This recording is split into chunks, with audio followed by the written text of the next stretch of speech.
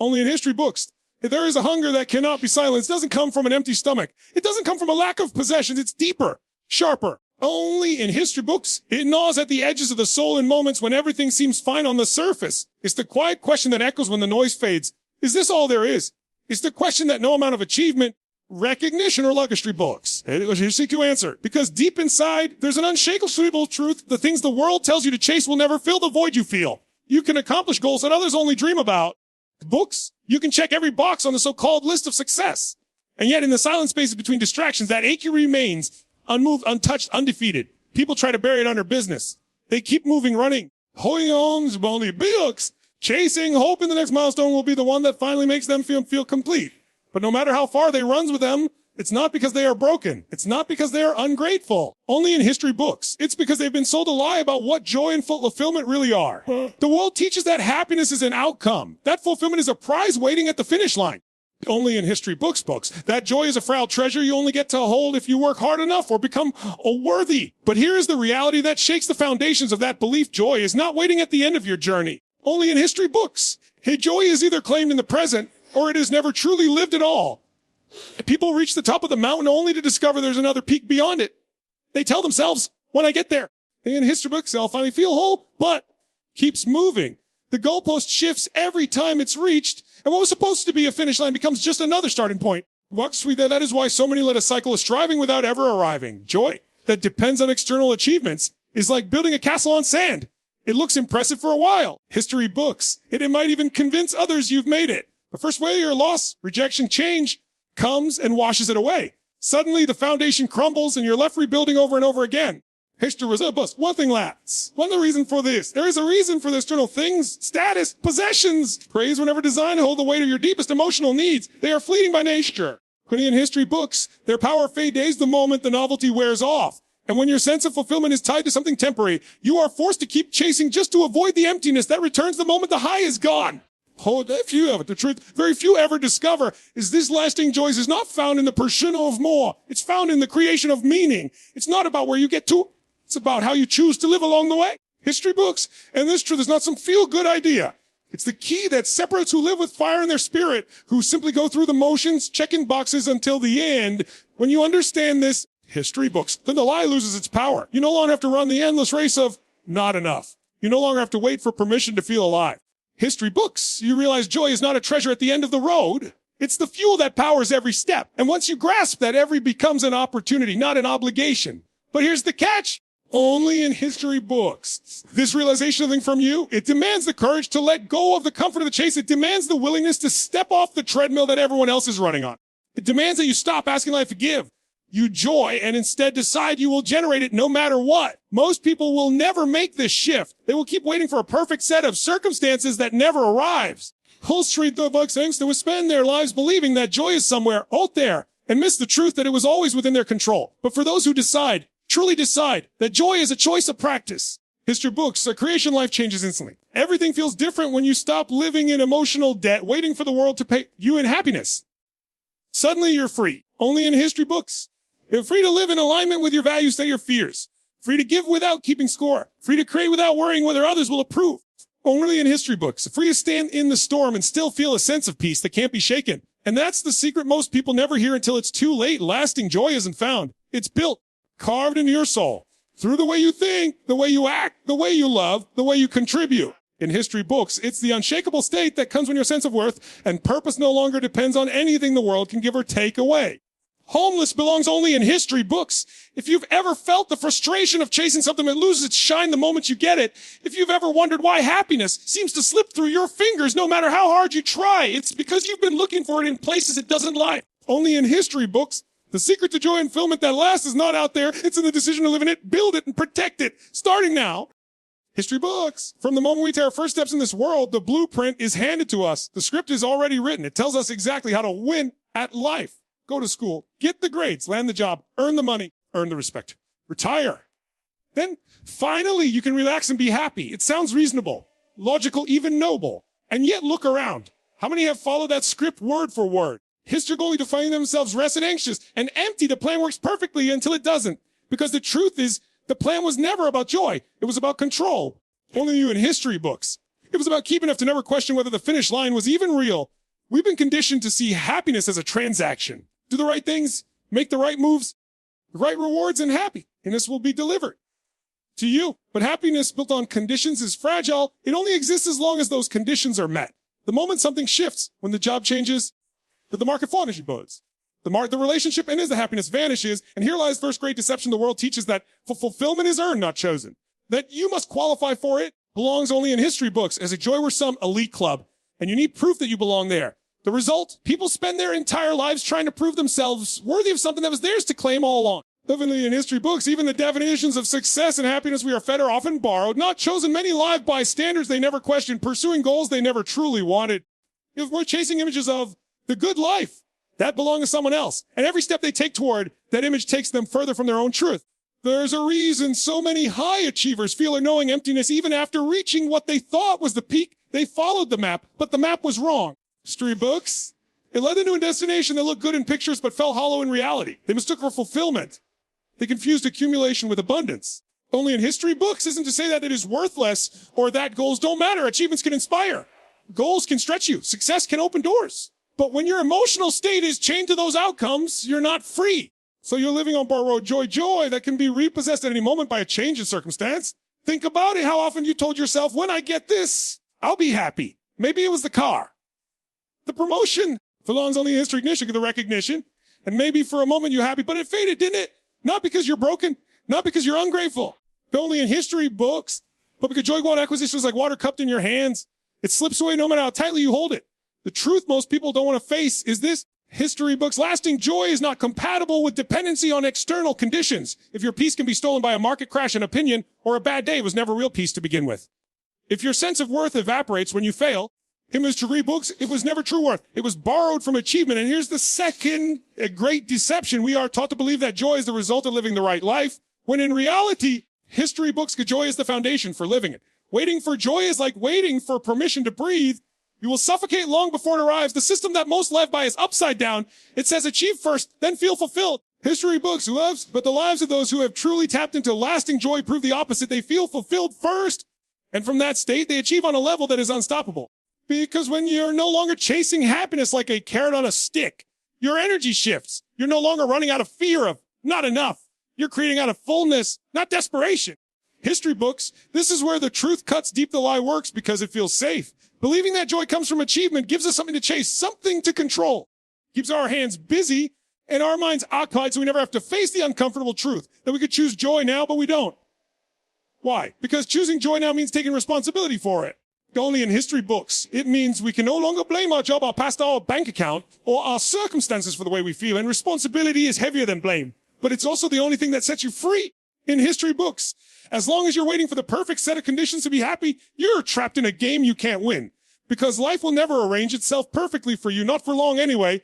And even if it did, unless history books, you find something else missing. That's the nature of the chase. That's the design of the lie, the secret the world rarely whispers.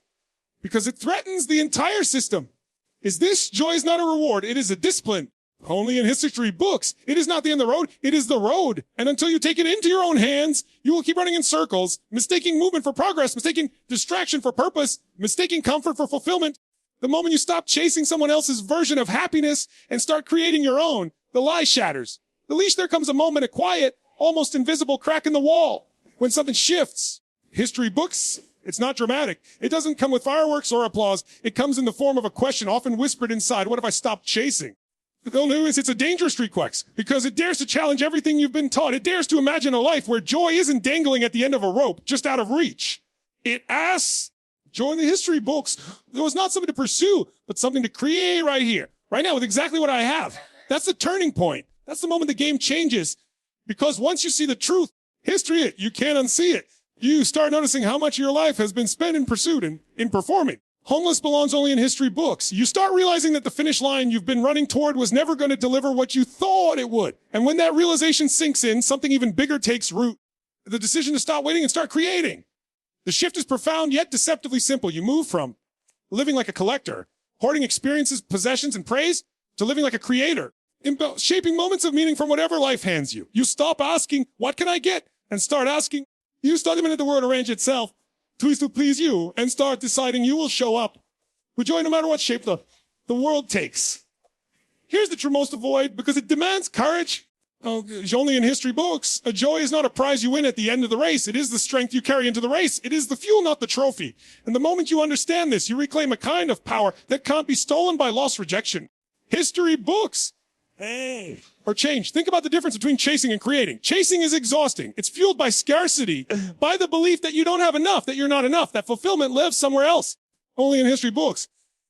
It's a constant sprint toward an ever-moving target. Create, on the other hand, is energizing. It's fueled by abundance, by the realization that you already have the raw materials for joy in your hands. In history books, creating is not dependent on external permission. It starts with the choice to use what you have right now to make something meaningful. The shift is not theoretical, it's transformational. Only in history books.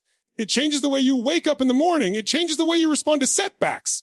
Because when you're chasing, a setback feels like the world stealing your happiness. But when you're creating, only in history books, a setback is just another canvas, another opportunity to build something beautiful out of the broken pieces. And here's the paradox: when you stop chasing and start creating history books, you often end up achieving more than you ever did before. But now achievement is a byproduct of joy, not a prerequisite for it. In history books, you're no longer pushing from a place of lack. You're being pulled by a sense of purpose so strong it makes the grind feel lighter. The turning point also strips away excuses. Because when joy is no longer tied to circumstances, what? Yeah. You can no longer delay your life until the next promotion, then the next relationship, the next opportunity. History books, you realize that every moment you wait for joy is a moment you choose to live without it. And when that truth hits you, the idea of postponing fulfillment feels insane. But make no mistake, this shift is a choice, not a feeling. Feelings will resist it. The mind will argue, it's not that easy. I can't just decide to be joyful. But here's the truth. You decide your focus, and your focus shapes your state. In history books, joy is not pretending everything is perfect. It's choosing to see and create meaning even when it's not. And when you do, something miraculous happens. You become untouchable in the ways that matter most. Life can still hurt you. Circumstances can still change. You can still feel loss, grief, and challenge. But beneath it all, there's a foundation that remains solid. A state of being that no storm can wash away. The turning point is not a single event. It's a daily decision. It's waking up and declaring, today, I will not wait for life to hand me joy. I will build it. I will live it. I will share it. And the more you practice this, or only in history books, the more it becomes your natural state. Not a spike of happiness here and there, but a steady current of fulfillment that carries you through everything. This is the moment where the old rules break. Step off the treadmill of endless striving and step into a life where joy is not the finish line, but the very ground you walk on. In history books, the moment you realize that nothing outside of you has the authority to dictate your state unless you hand it over. And once you take that authority back, you never want to give it up again. The turning point is the doorway. On one side is the life you've always known, running, reaching, grasping. On the other side is a life you've only glimpsed, steady, grounded, alive. Stepping through that doorway is not easy, history books, but it is the most important step you will ever take. Because on the other side is where lasting joy breaks. You stop living like a consumer of joy and start living like its creator. And from that moment, your life belongs to you. But never as before, a moment you decide to create joy instead of chase it, something powerful happens. But almost immediately, something else awakens too. The resistance. When we're homes only in history books, that's when the real fight begins, because the mind and master are pulling you back to the familiar. Even if the familiar is suffocating, it whispers, don't get ahead of yourself. You can't be joyful until things improve. In history books, you can't feel fulfilled until the pain is gone. It dresses limitation in the disguise of logic. It tries to convince you that waiting is wise, that postponing happiness is maturity. And so begins the war, not against the world, but within history books. The battle is fought in the silent conversations in your head. The enemy is not your circumstances. It's the story you tell yourself about those circumstances only in history book. It's the narrative that says joy must be earned, that fulfillment has to deserve, that peace is a luxury you can't afford right now. Fear shows up with 100 different masks. History books. Sometimes it's doubt. What if I choose joy and it doesn't last? Sometimes it's guilt. How can I be happy when there's so much wrong in my life or in the world? Homeless belongs only in history books. Sometimes a comparison. How can I feel fulfilled when I'm not as far along as they are? These voices all have one purpose: to keep you in a holding pattern, to keep you running the old script. And if you're not careful, not because they're stronger than you, but because they are constant, they are persistent. They have been rehearsed in your mind for years, maybe decades. History books. Breaking free from them isn't just about making a decision once. It's about choosing that decision again and again, especially when it's uncomfortable. This is why men never escape the cycle. They underestimate the fight. They think choosing joy is a single moment of inspiration, a switch they can flip once and be done. But the truth is, Kudian choose is more like a muscle you build. And like any muscle, it grows under resistance. The heavier the weight, the stronger you can become. If you keep lifting only in history books, The hardest days will be the most tempting to fall back into old habits on days. The mind will say, see, this is why joy isn't realistic. This is why you should wait until things get better. History books. But those are the exact days that matter most. Those are the moments when you prove to yourself that your joy is not a fragile thing that crumbles at the first sign of challenge. It is a force you carry into the challenge. Only in history books. Here's the paradox. The storms are not the enemy of joy. They're the training ground for it. Anyone can feel good when everything is going right. It's true, but the ones who have mastered lasting fulfillment are the ones who have learned to anchor joy in the middle of the chaos. Not by ignoring pain or pretending problems don't exist, only in history books, but by refusing to let problems own their emotional state. This isn't about toxic positivity. It's not about painting a smile over a wound. History book is about owning so completely that the external world no longer has the power to dictate who you are being. Pain will still, fear will still knock, doubt will still whisper in history books, but they will no longer be the authors of your story. To win this inner battle, you have to rewrite the rules you've lived by. Only in history books. Oh, you have to decide that gratitude is not something you feel when life gives you what you want. It's something you choose when life gives you what you need to grow. You have to decide that your worth is not measured by the number of problems you've solved, but by the way you stand in the face of the ones you haven't yet. And this fight isn't just for you. The moment you claim your own joy, you become a living example to others that is possible. You give them permission, not with words, but with your presence, to believe you can do the same. But make no mistake, Hans industry books, the resist will test you. It will resist you between the comfort of the familiar and the challenge of the new. It will tempt you to slip back into the old rhythm of someday. The question you have to answer, is this rebooks? Will I let my old story dictate my new life? If the answer is no, then you fight. You fight by being intentional with your focus.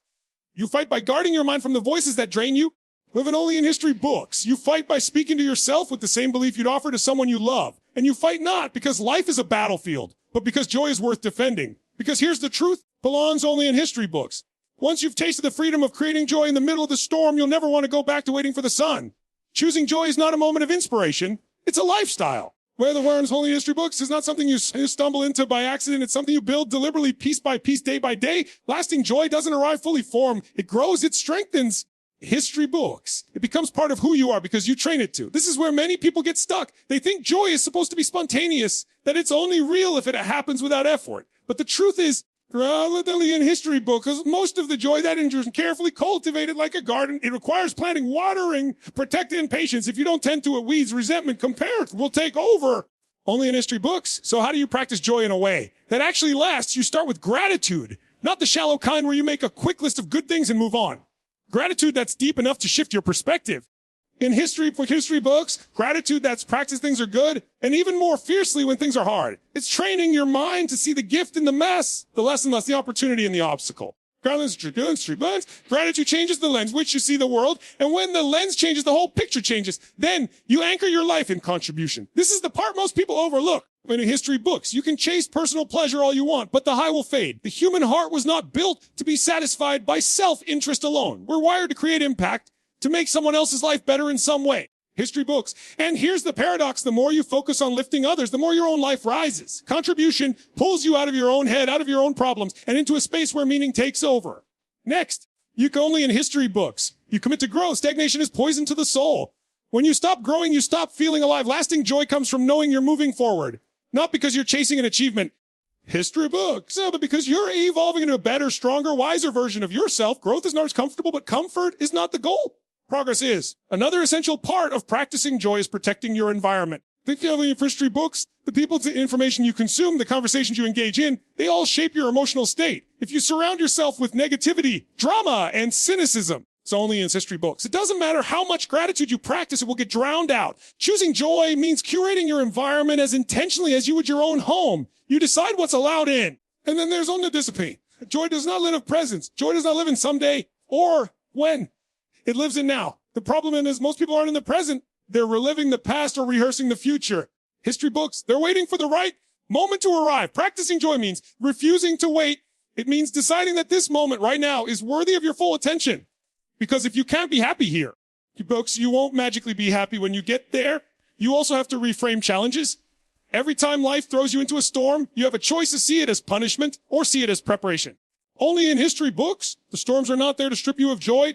They are there to deepen it. They are there to test whether your joy is dependent on calm seas or whether it's anchored deep in a hole through the waves. But only in history books. This practice isn't about pretending life is perfect. It's about building a foundation so solid that life's imperfections don't have the power to knock you over. And the more you live this way, the more you realize that joy is not something fragile you have to chase. It's something fierce you can carry. Here's the truth most miss. Joy is not passive. It doesn't fall into your lap. It is a choice, a habit, a practice. Only in history books. Over time, way of being, you choose it in the morning before the day unfolds. You choose it when fear shows up. You choose it when the old patterns try to pull you back. You choose it until it becomes natural. And then, good day, you realize something incredible. You're no longer waiting for the world to be perfect. You're no longer bargaining with life for happiness. Where the word homeless, you're living in a state of fulfillment that's not only unshakable, it's contagious. People notice it. They feel it. Only in history books, they start to wonder how you're able to stand in the same storms they're in, but still radiate something they can't quite name. That's when you understand.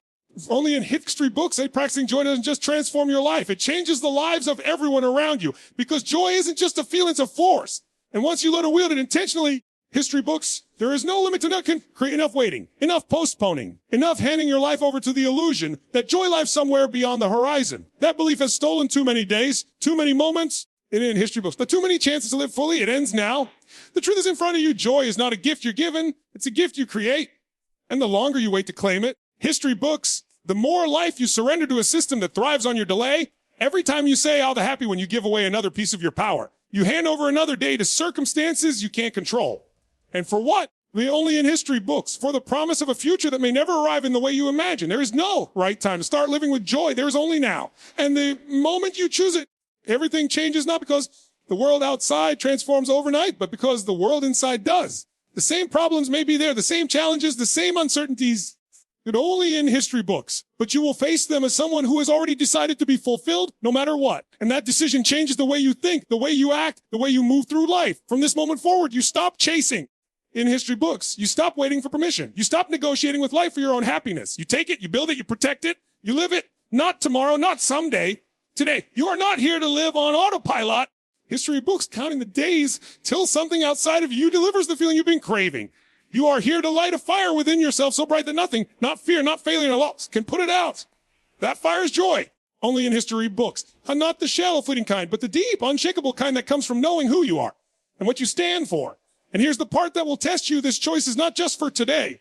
It's for every day after. Homeless belongs only in history books. It's for the moments when you don't feel like it. It's for the moments when things fall apart. It's for the times when life gives you every reason to retreat into the old patterns. Only in history books.